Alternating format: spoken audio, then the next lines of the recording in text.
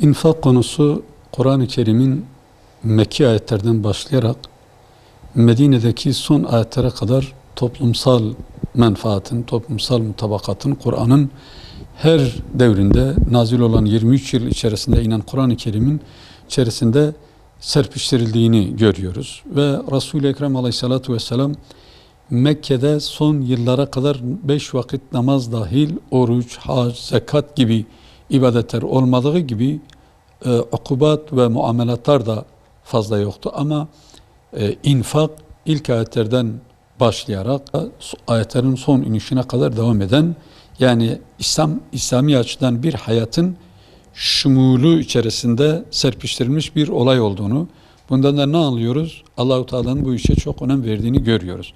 Allah'a inanan bir toplumun dünyanın cazibeliğine kendini kaptırmamak, bütün dünyada kendi menfaatini sadece ön planda tutmamak için infak kadar bu işi dengeleyen başka bir ibadet çeşidi yoktur. Yani kişinin mülkün asıl sahibinin kendisi olmadığını, Yüce Allah'ın mülkün sahibi olduğunu, dolayısıyla da merhameti gereği mal sahibi olan belli bir insanın belli bir seviyeye ulaştıktan sonra bir kısmını ihtiyaçlarını gideremeyen muhtaç insanların hem duasını almak, hem Allah'ın rahmetine mazhar olmak, hem toplumsal mutabakatı, birlik ve beraberliği, dayanışma ve paylaşmayı Allah-u Teala böylece uygun görüyor. Kur'an-ı Kerim'de Allah-u Teala bunu şu cümleyle tabiri caizse nakşediyor Allah-u Teala.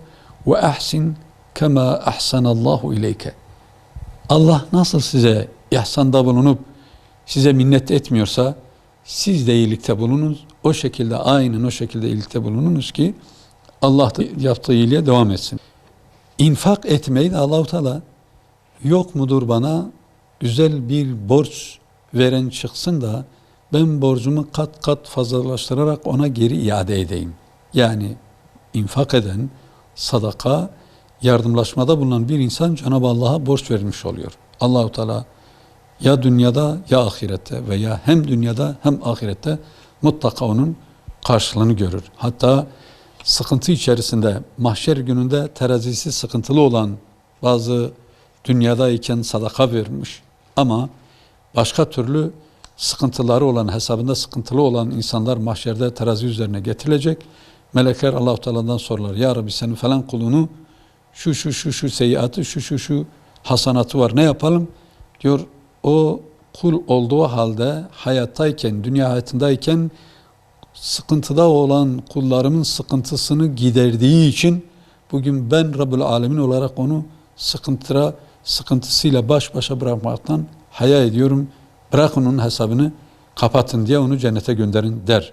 Bu konuda çok hadis-i şerifler ve ciddi manada biraz önce söylediğim Kur'an-ı Kerim'in birkaç yerinde bu şekilde Cenab-ı Allah infaka bu kadar önem veriyor. Zekat genellikle nisap miktarıyla oluyor ama infak imkan ve imanla oluyor.